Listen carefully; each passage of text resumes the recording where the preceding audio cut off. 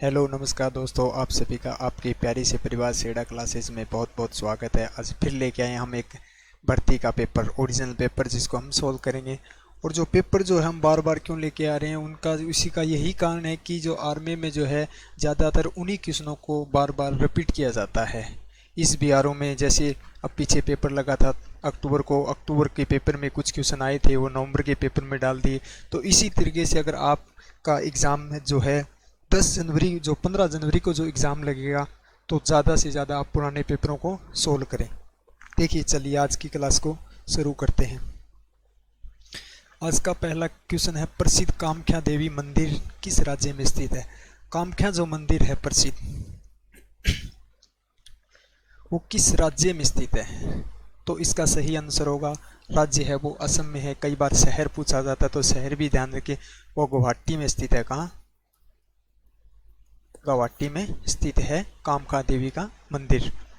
अगला question, question number 2 है, मार्क्सवाद का मुख्य समर्थक किसे माना जाता है। मार्क्सवाद जो है उसका जो मुख्य समर्थक है वो किसे माना जाता है। तो इसका ऑप्शन डी राइट आंसर होगा, कार्ल मार्क्स को माना जाता है। और यह भी ध्यान के मार्क्सवाद का जो जनक है वो भी कार्ल मार्क्स को ही माना जाता है।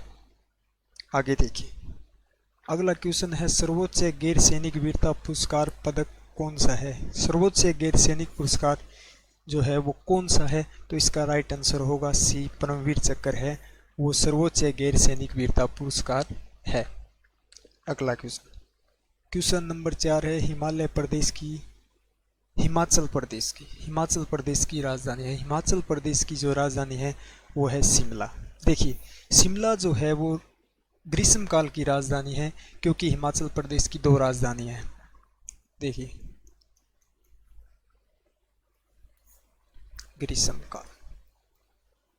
ग्रीष्म काल में राजधानी पूछे तो शिमला ज़्यादातर पूछता नहीं, यही पूछता है हिमाचल प्रदेश की राजधानी क्या है। लेकिन फिर भी ध्यान रखें, ग्रीष्म काल में जो पूछे तो शिमला है, और शीतकाल में पूछे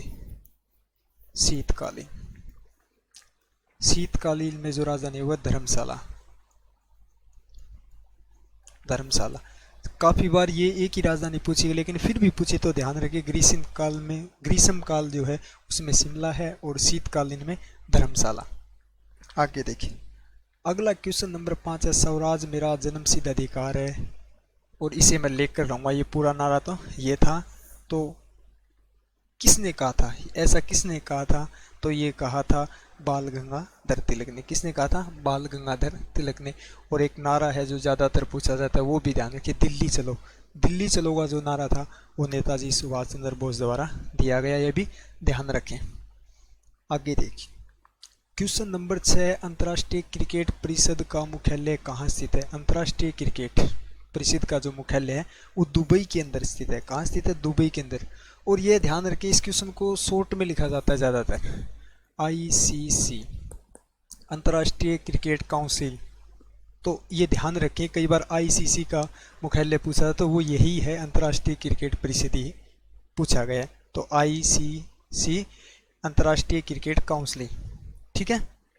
आगे देखिए, क्वेश्चन नंबर 7 है, भारतीय विज्ञान संस्था कहाँ स्थित है। भारतीय विज्ञान जो संस्था है वो भारत में कहाँ स्थित है। तो वो बेंगलोर में स्थित है। कहाँ स्थित है? बेंगलोर में स्थित है। और एक महत्वपूर्ण बात यह याद रखें, भारतीय विज्ञान दिवस पूछा जाता है तो वो 28 फरवरी को बनाया जाता है। 28 फरवरी को क्यों बनाया जाता है? 28 फरवरी को जो सीवी रमन जो थे, सीवी रमन जो थे, उन्होंने 28 फरवरी 1928 को रमन प्रवाह की खोज की थी, जो भौतिक में है। रमन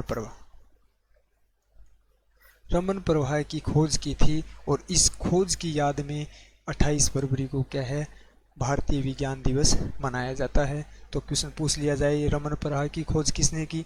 तो वो सीवी रमन ने की थी। कब की थी? 28 फरवरी 1928 को। और इसका मुख्यालय कहाँ स्थित है? भारत में, बेंगलोर। आगे देखिए, अगला क्वेश्चन है, पानीपत की तीसरी लड़ाई में मराठा किसके द्वारा पराजित हुए। जो पानीपत का जो तीसरा युद्ध था उसमें मराठा जो हारे थे वो किसके द्वारा हारे थे। तो वो हारे थे अहमद शाह अब्दाली। ये ध्यान रखिए, ये थोड़ा मिसटाइप हो गया, अहमद शाह अब्दाली है, अहमद शाह अब्दाली द्वारा आ रही थी। और पानीपत का तीसरा युद्ध है वो हुआ था 1761 में। कब हुआ था? 1761 में, यह भी ध्यान रखें। और मराठों की यहाँ बुरी तरीके से हार हुई थी। आगे देखिए, अगला क्वेश्चन नंबर 9 है, रामायण ग्रंथ किसने लिखी थी? रामायण जो ग्रंथ है उसके लेखक जो हैं वो कौन थे? तो इसके लेखक जो हैं वो थे वाल्मीकि, महर्षि दास वाल्मीकि थे। शॉर्ट में वाल्मीकि लिखा मिलता है। आगे देखिए, क्वेश्चन नंबर 10, भारतीय राज्यों के राज्यपाल की नियुक्ति कौन करता है? भारतीय जो राज्य हैं उनके राज्यपाल की जो नियुक्ति है वो कौन करता है? तो उनकी नियुक्ति जो है वो राष्ट्रपति करता है। कौन करता है? राष्ट्रपति ही करता है। आगे देखिए, क्वेश्चन नंबर 11, भारत, पाकिस्तान और श्रीलंका के अलावा, भारत और पाकिस्तान श्रीलंका के अलावा कौन सा एशियाई देश है जिसकी मुद्रा रुपये है? तो ये तो क्लियर हो गया कि पाकिस्तान और श्रीलंका की जो मुद्रा है वो क्या है? रुपये है। तो ऐसा कौन सा देश है? तो इसका सही आंसर होगा नेपाल। नेपाल की जो मुद्रा है वो क्या है? रुपये है, ये ध्यान रखें। और म्यांमार की जो मुद्रा है वो है म्यांमार, म्यांमार क्यात, म्यांमार क्यात है वो, म्यांमार की मुद्रा है। और भूटान की जो मुद्रा है वो है भूटानी, भूटानी नगुल्टम, क्या है? भूटानी नगुल्टम, ये भी ध्यान रखें। और इंडोनेशिया की जो मुद्रा है वो है, ये कन्फ्यूजन ज़्यादातर ये करता है, इंडोनेशिया की जो मुद्रा है वो रुपया है। क्या है? रुपया है, रुपये नहीं है। तो ये ध्यान रखें, म्यांमार की म्यांमार क्यात, भूटान की भूटानी नगुल्टम और इंडोनेशिया की रुपया। और भारत, पाकिस्तान, श्रीलंका, नेपाल की रुपया। आगे देखिए, क्वेश्चन नंबर 12 है, प्रसिद्ध गीत सारे जहां से अच्छा की रचना किसने की थी? जो गीत जो है काफ़ी आप सबको पता है, ये भारत का बहुत ही ज़्यादातर जो प्रोग्राम होते हैं, जैसे कोई आज़ादी का जो स्वतंत्रता का जो प्रोग्राम होता है उन पे ज़्यादातर चलाया जाता है गीत सारे जहां से अच्छा। तो इसकी रचनाकार किसने की थी? तो इसके थे मोहम्मद इकबाल। इसकी रचना किसने की थी? मोहम्मद इकबाल ने की थी। और ये जो गीत है ये लाहौर जो सरकारी, जैसे भारत पहले जो पाकिस्तान जो हिस्सा है वो भारत का ही हिस्सा था, तो उसमें ये लाहौर सरकारी कॉलेज में सबसे पहले प्रकाशित किया था, सारे जहां से अच्छा। ठीक है, तो इसके मोहम्मद इकबाल रचनाकार थे। आगे देखिए, भारत में मुगल साम्राज्य की स्थापना किसने की थी? मुगल साम्राज्य जो है उसकी स्थापना है वो किसने की थी? तो उसकी स्थापना है वो बाबर ने की थी। और ये कब की थी? यह की थी पानीपत के प्रथम युद्ध में, पानीपत के प्रथम युद्ध में। कब की थी? पानीपत के प्रथम युद्ध में की थी। और पानीपत का जो प्रथम युद्ध है वो कब हुआ था? 1526 को, ये पिछली वीडियो में हमने देखा था। और दूसरा जो है हुआ था 1556 को, तीसरा है वो 1761 में हुआ था। तो प्रथम युद्ध में क्या है, बाबर जो है वो विजय हुआ था और मुगल साम्राज्य की स्थापना हुई थी। और बाबर द्वारा 4 युद्ध लड़े गए थे, हमने ये भी पढ़ा था। 1927 में लड़ा गया था खानवा का युद्ध, फिर 1928 में चंदेरी का युद्ध लड़ा गया जिसमें बाबर क्या विजय हुआ, और खानवा का युद्ध भी विजय हुआ। और 1929 में लड़ा गया था, सॉरी, घाघरा का युद्ध लड़ा गया था। किसका युद्ध लड़ा गया था? घाघर का युद्ध। घाघरा का जो युद्ध है वो लड़ा गया, वो 29 में लड़ा गया। और 30 में इनकी क्या है, बाबर की मृत्यु हो जाती है।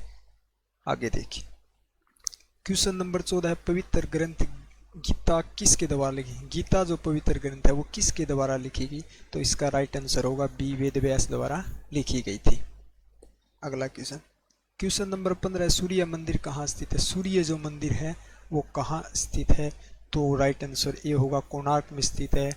अगर राज्य पूछे तो उड़ीसा, उड़ीसा राज्य में स्थित है सूर्य मंदिर।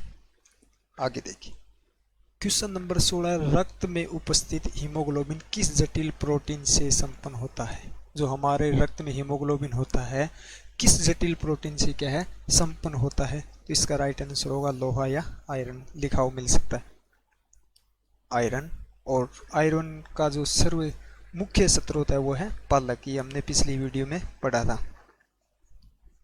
सर्वाधिक आयरन जो होता है वो पालक में होता है। आगे देखिए क्वेश्चन नंबर 17, निम्न में से कौन सी उत्कृष्ट गैस नहीं है। उत्कृष्ट गैस जो है नहीं है, और यह ध्यान रखें उत्कृष्ट गैस बाकी सभी जो गैसें हैं वो उत्कृष्ट है, एक गैस जो है उत्कृष्ट नहीं है, तो वो है ऑक्सीजन। ऑक्सीजन जो है उत्कृष्ट गैस नहीं है। आगे देखिए क्वेश्चन नंबर 18, किस विटामिन से हड्डियों को मजबूती मिलती है। जो हमारे शरीर की जो हड्डियां होती है वो किस विटामिन से मजबूत होती है, मजबूती मिलती है, तो वो मिलती है विटामिन डी से। राइट आंसर होगा डी। और विटामिन डी जो है सर्वाधिक जो है हमें सूर्य से प्राप्त होती है, यह भी ध्यान रखें। आगे देखिए क्वेश्चन नंबर 19 है, निम्न में से सबसे भारी किरण कौन सी है। सबसे भारी किरण कौन सी है, तो इसका सही आंसर होगा अल्फा किरण है, वो सबसे भारी किरण है। किरण से संबंधित एक क्वेश्चन पूछा जाता है, सर्वाधिक भेदन क्षमता। सर्वाधिक भेदन क्षमता किस किरण की है, तो सर्वाधिक भेदन क्षमता है वो गामा किरण की है। यानी कि 2 क्वेश्चन पूछे जाते हैं किरणों से रिलेटेड। भेदन क्षमता सर्वाधिक है वो गामा किरण की है, और सबसे भारी किरण जो है वो है अल्फा किरण।